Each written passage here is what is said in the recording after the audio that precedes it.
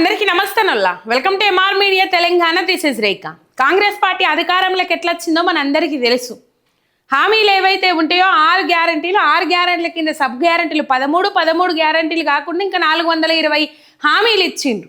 ఈ హామీల వల్లనే ఇయ్యాల కాంగ్రెస్ పార్టీ తెలంగాణ రాష్ట్రంలో అధికారంలోకి వచ్చింది. ఎందుకంటే ఆశాజీవి మనిషి 2000 ఇస్తామన్న కాడ 4000 ఇస్తామని చెప్పిండ్రు, ఇట్లా 10,000 ఇస్తామన్న కాడ రైతు భరోసా 15,000 రూపాయలు ఇస్తామని చెప్పిండ్రు. 2 విడతలే ఎత్తాడు కేసీఆర్ అని అన్నాడు. రైతు బంధు నేను 3 విడతలు ఎత్తా అని చెప్పిండు.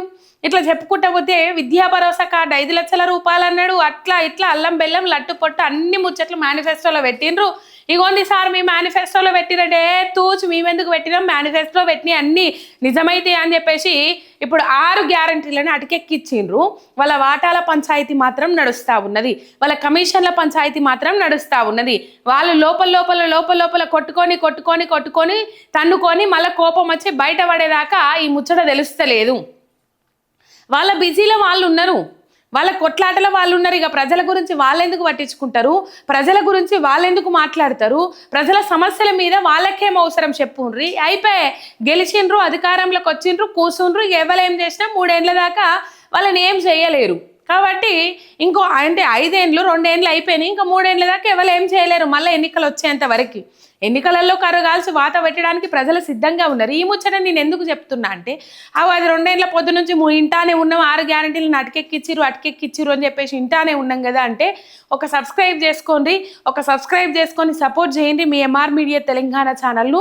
మీ ఒక్క సబ్స్క్రైబ్ నాకు ఎంతో బలాన్ని ఇచ్చినట్లు అవుతుంది. ఇక ముచ్చట్లకు పోతే వచ్చినప్పటి నుంచి మనం చూస్తా ఉన్నాం ఈ ఇందిరమ్మ ఇండ్లు అని చెప్పేసి ఇళ్ళ జాగాల కింద 5 లక్షల రూపాయలు 70 గజాలు ఉంటే 5 లక్షల రూపాయలు ఉంటే మీకు ఏమి లేకపోతే ఇల్లు మంజూరు అయితే దానికి విడతల చొప్పున లక్ష రూపాయలు 5 లక్షల రూపాయలు మంజూరు అయితే అని చెప్పేసి చెప్పిండ్రు. అయితే మొదటి 1,00,000 రూపాయలు మంజూరు కాకముందే ఇందిరమ్మ ఇండ్లు పేర్లు ఎవరికైతే వచ్చినాయో వాళ్ళ నుంచి ఊళ్ళల్లో కాంగ్రెస్ పార్టీ కార్యకర్తలు కానీ కాంగ్రెస్ పార్టీ అని చెప్పుకుని తిరుగుతున్న వాళ్ళు కానీ లేకపోతే కమిటీలలో ఉన్నోళ్ళు కానీ ముందుగానే 50,000 60,000 అట్లా వసూలు చేసిన దాఖలాలు కూడా ఉన్నాయి. అట్లా వసూలు చేస్తున్నారు అని చెప్పేసి బాధితులే బయటకు వచ్చి చెప్పిన వీడియోలు కూడా ఉన్నాయి సోషల్ మీడియాలో. ఇది ఇట్లున్నదా? వాళ్ళు అమలు చేసింది ఏందోల్లా ఒక ఫ్రీ బస్సు, తర్వాత రాజీవ్ యువ వికాసం అని అన్నారు. యూత్కు మొత్తము ఇక అది చేసుకునే అవసరం లేదు, ఇది చేసుకునే అవసరం లేదు, 4 లక్షల రూపాయల దాకా రాజీవ్ యువ వికాసము అని చెప్పేసి ఇస్తాము అని చెప్పిండ్రు. ఆ రాజీవ్ యువ వికాసానికి ఇవ్వాల్సిన పైసలు కథ రైతు భరోసా అప్పుడు వేసే కదా గ్రామ పంచాయతీ ఎన్నికలకు పోతా అనంగా అవి అటు మళ్ళించిరని చెప్పేసి వార్తలు అయితే వినబడ్డాయి. మరి ఆ పైసలు ఎడికేలు వచ్చినాయి అంటే ఎన్నో భూములు కుదబెట్టిరు, ఎన్నో భూములు అమ్మిర్రు అని చెప్పేసి వార్తలు కూడా బయటకు వచ్చినాయి. అయితే కాంగ్రెస్ పార్టీలో ఉన్నోళ్ళకే పథకాలట. మనం అప్పట్లో చూసినాము ఒక ఎమ్మెల్యే మాట్లాడిన ముచ్చట్లు, లేకపోతే ఒక కాంగ్రెస్ పార్టీ నాయకుడు మాట్లాడిన ముచ్చట్లు. ఇదే ఇందిరమ్మ ఇండ్ల విషయంలో, ఇదే ఇందిరమ్మ ఇండ్ల వ్యవహారంలో అక్కడ కూర్చొని ఊరు బయట కూర్చోబెట్టుకొని మన పార్టీ కార్యకర్తలు లేకపోతే మన పార్టీలో ఉన్నోళ్ళకే ముందుగాల ప్రియారిటీ ఇవ్వాలి. 2వ విడతలో కూడా మన పార్టీలో ఉన్నోళ్ళకే ప్రియారిటీ ఇవ్వాలి. 3వ విడత ఏదైతే ఉంటుందో ఆ 3వ విడతలో ఎవరన్నా 2-3కి పేదలకు అట్లా పాడేసినట్టు చేస్తే అయిపోతుంది. కానీ ముందుగా మన కాంగ్రెస్ పార్టీ కార్యకర్తలకే కావాలి అని చెప్పేసి అంతకుముందు ఒక కాంగ్రెస్ ఎమ్మెల్యే రాకేషా ఇంకెవరో ఉంటారు ఆయన కూడా చెప్పిండు కాంగ్రెస్ పార్టీ నాయకులకే కాంగ్రెస్ పార్టీ కార్యకర్తలకే కాంగ్రెస్ పార్టీలో తిరిగేటోళ్ళకే పథకాలు ఇర్రి అని చెప్పేసి. ఇట్లా చెప్పుకుంటూ పోతే ఎన్నో వెళ్తాయి. ఇప్పుడు కొత్తగా భూపాలపల్లి జిల్లా కాంగ్రెస్ ఎమ్మెల్యే గండ్ర సత్యనారాయణ చెప్తా ఉన్నాడు కాంగ్రెస్ పార్టీలో ఉన్నోళ్ళకే పథకాలు ఇవ్వాలి, కాంగ్రెస్ పార్టీలో ఉన్నోళ్ళకే వాళ్ళు అర్హులుగా వాళ్ళను చిత్రీకరించాలి, వాళ్ళకి అన్ని ఉన్నా సరే వాళ్ళు కాంగ్రెస్ పార్టీ అయితే చాలు వాళ్ళ పేరు ఉండాలి, కాంగ్రెస్ పార్టీ కానోళ్ళ పేర్లను లిస్టులో నుంచి తీసేయాలని చెప్పేసి మాట్లాడుతూ ఉన్నాడు.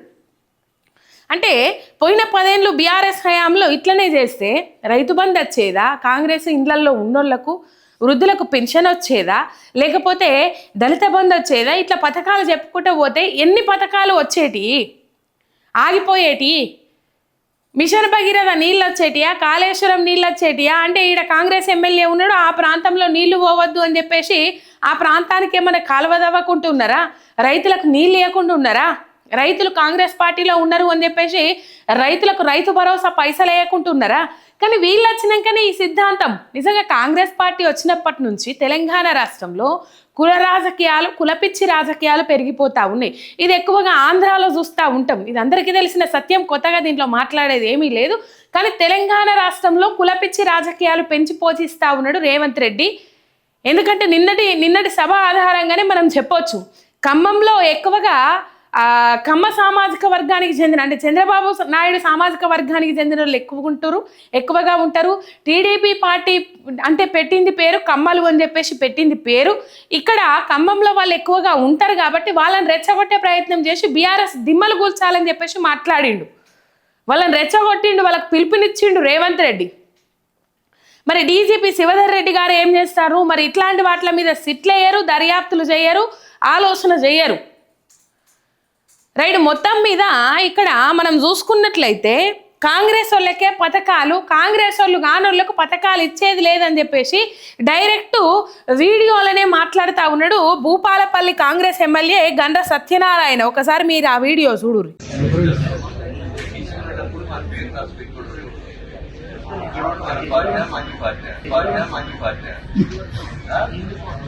చూడాలి కదా ముందుగల్లా వాళ్ళ మన పార్టీ మంది పార్టీ అని చెప్పేసి చూడాలి కదా, లిస్ట్లో నుంచి పేర్లు తీసేయాలి కదా మన పార్టీ కాకపోతే అని చెప్పేసి బయట సౌండ్ ఎక్కువగా ఉన్నది, గుయ్యి గుయ్యి అని వినబడతా ఉన్నది.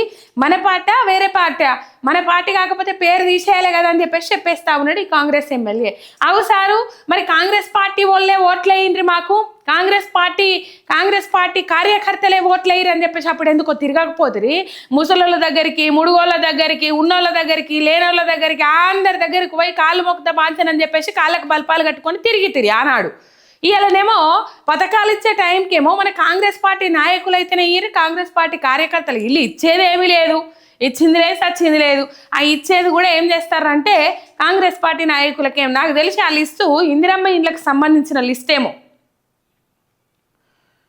కొంచెం అట్లా ముందరికి సాగుతూ ఉన్నాయి కదా. నత్తనడక నచ్చిన వాళ్ళకి అత్తానే, పెండింగ్ బిల్లులు పడ్డోళ్ళకి పడతానే, పడనోళ్ళకి పడతలేవట.